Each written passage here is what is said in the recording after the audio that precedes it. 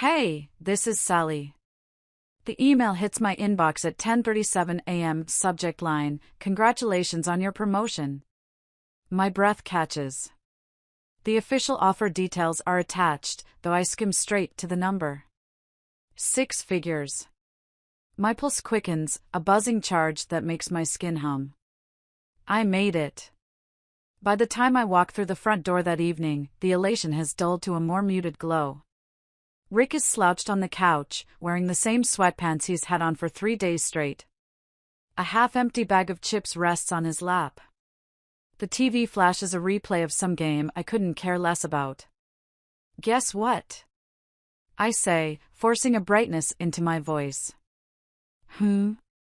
He doesn't turn his head. I got the promotion. That's great, Sal, he murmurs, distracted.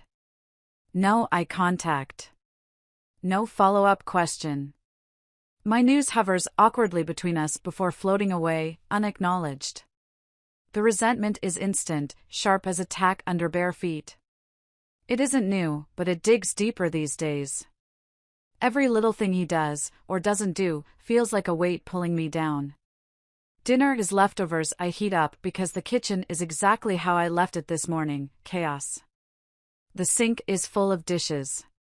A sticky cereal bowl sits abandoned on the counter. The milk carton sweats on the table, empty, its cap missing. I scrape out the last spoonful of soup from a Tupperware, stirring my irritation with the cold broth. Busy day? I ask, a thin veneer of civility stretched over barbed wire tension. Not bad, he replies, oblivious. Ran a few errands, got groceries. I glance toward the fridge. No groceries.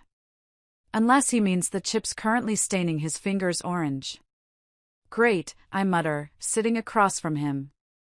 You sure you didn't overdo it? He doesn't catch the sarcasm.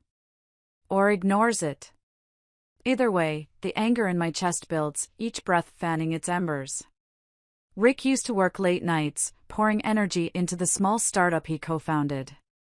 When the company folded, I supported him through the job hunt, convinced it was a rough patch, not a permanent state. That was 2 years ago.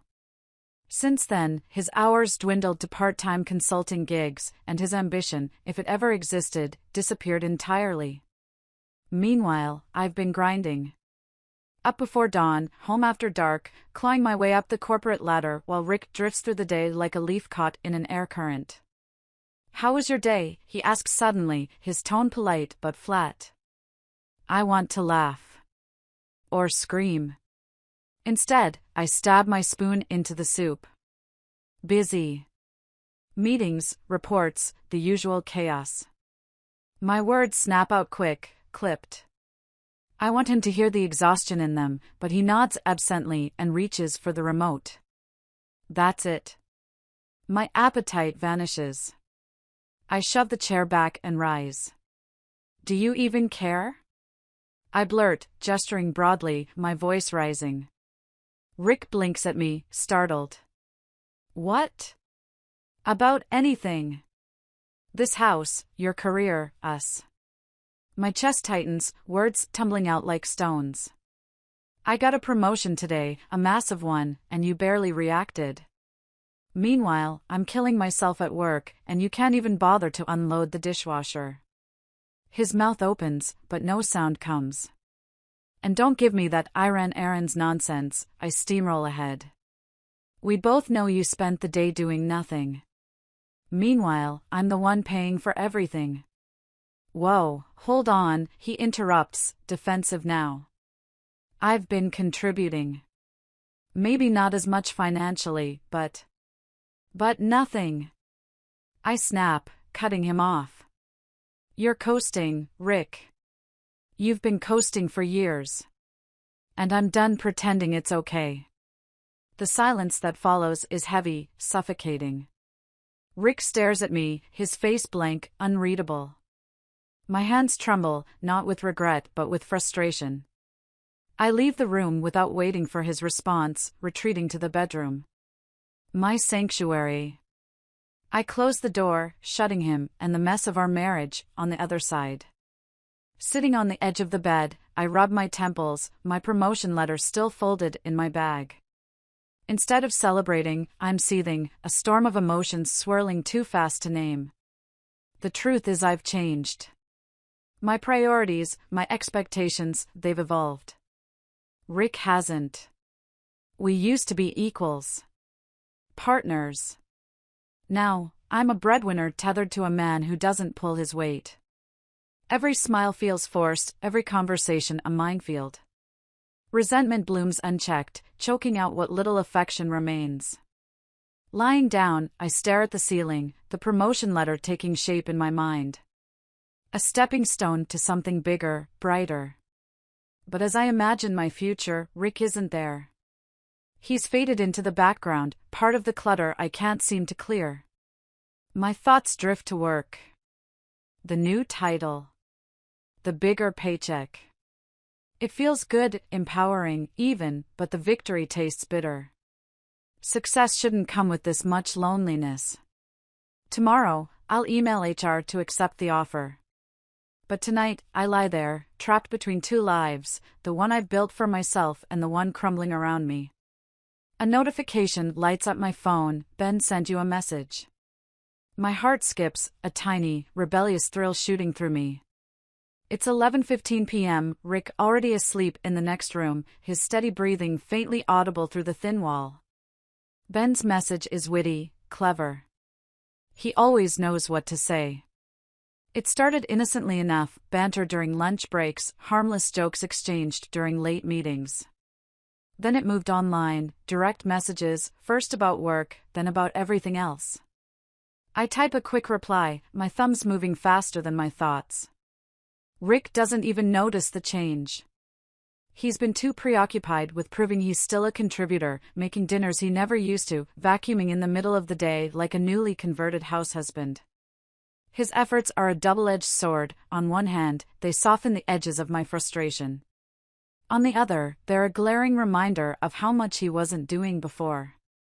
You've been quiet, Rick says one evening, catching me scrolling on the couch. His tone is tentative, cautious. I'm tired, I lie, not looking up. You've been tired a lot lately. Well, work's demanding, I snap, sharper than intended. He steps closer, setting a plate of pasta on the coffee table. I thought maybe we could watch something together tonight. It's been a while. I glance at him, his hopeful expression tugging at something I've been working hard to ignore. Sure, I say flatly, knowing full well I'll be sneaking messages to Ben during whatever we watch. The movie plays. Rick leans toward me on the couch, his arm brushing mine. I don't lean away, but I don't lean into him either. My phone vibrates in my lap, and my pulse quickens. I tilt the screen away, reading Ben's latest message under the guise of checking an email. It's not physical, I tell myself. This isn't cheating. Ben understands me in ways Rick doesn't anymore. He sees the version of me I want to be, sharp, ambitious, funny. Rick only sees the version that's angry, tired, critical. Maybe it's his fault for not noticing sooner. Later, in bed, Rick reaches for me, his touch tentative, testing the waters. Not tonight, I mutter, shifting away. His hand lingers for a moment before retreating. I miss you, he says softly. The words twist something in my chest, but I don't respond. Instead, I roll over, my back to him, clutching my phone under the covers. Ben's name flashes on the screen again, pulling me into another conversation where I don't have to be a wife, where I can be someone else entirely. The next morning, Rick makes coffee while I sit at the kitchen table scrolling through messages. Anything exciting? He asks, nodding toward my phone. Work stuff, I lie, taking a sip of coffee that's suddenly too bitter. Rick smiles, an earnest, tired smile. He's trying, I can see that. But every effort he makes feels too little, too late. His gestures land flat, like trying to water a plant that's already dead. Our arguments become more frequent, and I can't help but stoke the flames.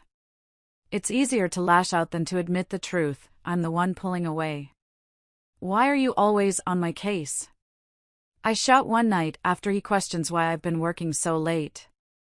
Because I'm worried about you. His voice cracks with frustration. You're so distant, Sally. You barely talk to me anymore. Maybe if you had a real job, you'd understand what stress feels like. The words fly out, sharp and venomous. I see the hurt flash across his face, but I don't stop. I'm tired of carrying this family while you sit around waiting for life to happen. His shoulders slump, the fight draining out of him. I thought we were a team, he says quietly. The guilt should hit me, but it doesn't. I stomp out of the room, slamming the door behind me. Alone, I grab my phone and type a message to Ben, venting about the argument. He responds immediately, his words soothing the sting I won't admit to feeling. The messages escalate. There are no boundaries anymore, no filters. Late-night conversations about frustrations turn into shared fantasies, half-formed daydreams of a different life. Ben becomes my safe space, my escape. Online, I stumble into communities of women who validate my choices, my anger, my growing resentment. Posts about self-empowerment and independence flood my feed. I scroll endlessly, seeking affirmations that my unhappiness is Rick's fault, that I deserve better, that my emotional connection with Ben isn't betrayal but fulfillment. One night, I sit in bed with my laptop, reading through divorce forums. The word feels heavy in my mind, weighted with both possibility and finality. Divorce. It seems inevitable now, the only path forward. When Rick walks into the room, his face lit with a fragile smile, I don't bother to hide the screen. He hesitates, his expression faltering. Sally, his voice trails off. I close the laptop and stand, my decision already made. We need to talk. In his eyes, I see the flicker of hope, the naive belief that this conversation will fix things. But I already know how it ends. I've known for weeks. The moment I sign the papers, it's like I can hear a door slam shut. The finality hits me, but I don't feel relief. I don't feel anything. I don't look at Rick as I sign, but I know he's staring at me, his face hard and silent. He doesn't protest. He doesn't say a word. The lawyer's voice is distant, asking if we're sure, but the only sound I can hear is the ink hitting the page. Rick's signature is a formality now. Nothing more. We leave the office, and the quiet between us is heavy. I don't say anything. He doesn't either. I've stopped looking at him months ago, and nothing changes now. The drive home is long, but neither of us speaks, as though the silence could erase the things we've done to each other. When we walk through the door, the house feels smaller. Emma is sitting at the kitchen table, a homework sheet spread out in front of her, but her eyes flick up when she sees us. She knows.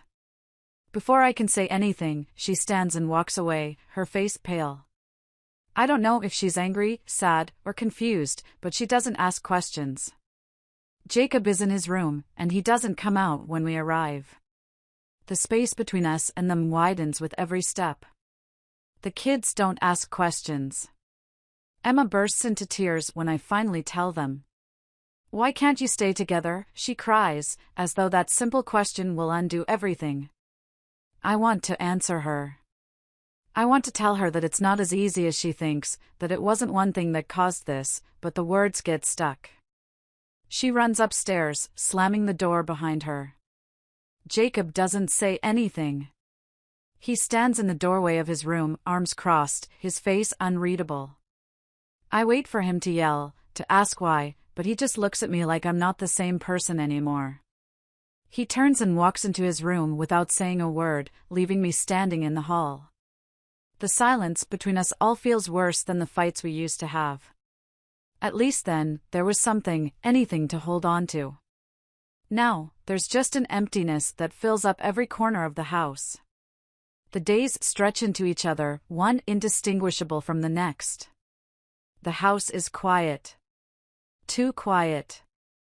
I'm alone, and it's harder than I thought it would be. The weight of it all presses in, the house too big now, the room's echoing with memories. There's no one to fill the gaps Rick left behind. It's harder than I expected. The kids are angry. Emma won't talk to me, only retreats into her room when I try to have a conversation. Jacob shuts down completely. When I try to ask him what he needs, he tells me he's fine, but I see the way he's pulling away. He doesn't want to talk. Not about this. Rick doesn't help either. I keep telling myself that I need to handle this on my own, but the truth is, I need him more than I ever thought I would. I can't juggle everything, not on my own. But asking him for help feels like admitting I've failed. Every time I try to step in and manage the house, the guilt swallows me. I didn't want this. But I did it anyway. I did it because I couldn't keep pretending everything was fine when it wasn't. There's guilt in every decision I make now. The days blur into each other, each one a reminder that I've broken something I can't fix. I thought I could manage it all. The kids, the house, the work, the broken pieces. But it turns out, I can't. I tell myself it's temporary. This pain. This guilt. It'll fade. But I know better. The distance between us all is growing, and it's not just the kids. It's me, too. I don't recognize myself in the mirror anymore. The woman staring back at me is someone who made choices she can't undo. And Rick? He's not here to help. Not really. He shows up when he has to. To pick up the kids. To drop them off. But when I need him, he's a ghost. I'm drowning in this. I can't pull myself out. Every time I think I've got a grip, I slip again. I don't know what to do anymore. I go to therapy. It's the only thing left that feels real, the only time I can hear myself think. The therapist doesn't judge. She listens. She asks me to say things out loud I've been burying. I don't tell her everything. Not yet. But it's a start. I don't know where this will go. I don't know how long it will take for things to stop feeling like this. I don't know if I can fix it. But I'm here, still standing, still breathing, even when it feels like I'm shattering. I sit in the therapy office, staring at the soft carpet beneath my feet, the weight of every word I've ever spoken hovering over me. Therapy was supposed to be the answer, right? The thing that would make everything clearer. But all it's doing is unraveling me piece by piece. Every session brings something new to light, a flaw, a shortcoming, a crack in the foundation of who I thought I was. The therapist talks. I nod. But it's not until she asks me to take a hard look at myself that I hear the truth in her words. I was selfish. I was blind to the things I had right in front of me, the things I thought I could live without. The unconditional love Rick gave me, no matter how much I tore it down, how little I appreciated it. He never stopped loving me, and I rejected him at every turn. I didn't even realize it at first. I was too wrapped up in what was missing in my life to see what was already there. The guilt tightens around me like a vice. Rick gave me everything he could. I wanted him to be someone else, but he was always there for me, through everything. And I was too caught up in my own shit to care. He always had my back, and I threw it all away. Then, there are the kids. God, the kids. Emma and Jacob. I see them now, after everything. I see how it has shaped them, how my decisions have affected their lives. Emma, who now retreats into silence every time I try to talk to her. Jacob, who avoids me like I'm a stranger. They're hurt. They're confused. And it's my fault. The divorce, the tension in the house, it's all a ripple effect of my actions. The destruction I've caused runs deeper than I ever realized. I tried to fix things with Rick. After I'd wrecked everything, I thought maybe I could undo it. Maybe if I tried hard enough, if I just explained myself enough, he'd understand. He'd forgive me. But there's no forgiveness in his eyes. No softening. It's like he's already moved on, like he's already accepted that we're done. And maybe he's right. Maybe this is irreparable. But I can't stop the regret. I can't undo the damage. We meet once, in the quiet of a coffee shop. I try to reach out, to say the words I never said when I should have. I'm sorry, I start, my voice trembling. I can't look him in the eye, not yet. But he cuts me off. It's too late, Sally, he says. His voice isn't angry. It's just tired. So tired. I'm sorry too, but I can't keep doing this. You made your choice. His words hit harder than anything else. I leave the coffee shop feeling smaller than when I entered. The weight of it all, the loss of trust, the inability to turn things around, it crushes me. The damage is done, and there's no going back. Not anymore. The guilt claws at me in every moment. Every time I see my kids, every time I think about what I lost. It's not the divorce that hurts. It's what I did to get there. I didn't fight. I didn't give him a chance. I jumped before I could look, and now I'm left with nothing but the wreckage. The worst part is knowing I'll never get back the time I wasted. Time I could have spent fixing things, trying to be better, trying to be the partner I should have been. I wanted so much from him, and I never gave him the same. I wanted him to change, but I never took a step back to ask myself if I could change. And now I'm here, alone with my thoughts, trapped in this cycle of regret. I've learned, maybe too late, that sometimes things can't be fixed. Sometimes, we destroy what we had, and there's no going back. I think about the advice I'd give to anyone else. To not act in haste. To take the time to reflect before making such a big decision. To recognize when something is worth fighting for. I'd tell them not to be so sure, not to be so quick to walk away without truly considering the consequences. I tell myself the same. This didn't have to happen. If I'd taken a breath, if I'd truly reflected on the life we were building, maybe we would have found a way through it. Maybe we would have made it. But now, I'll never know. What I do know is this: I'll spend the rest of my life trying to understand how I got here. And hoping, somehow, that maybe, just maybe, I can become someone worthy of the love I threw away.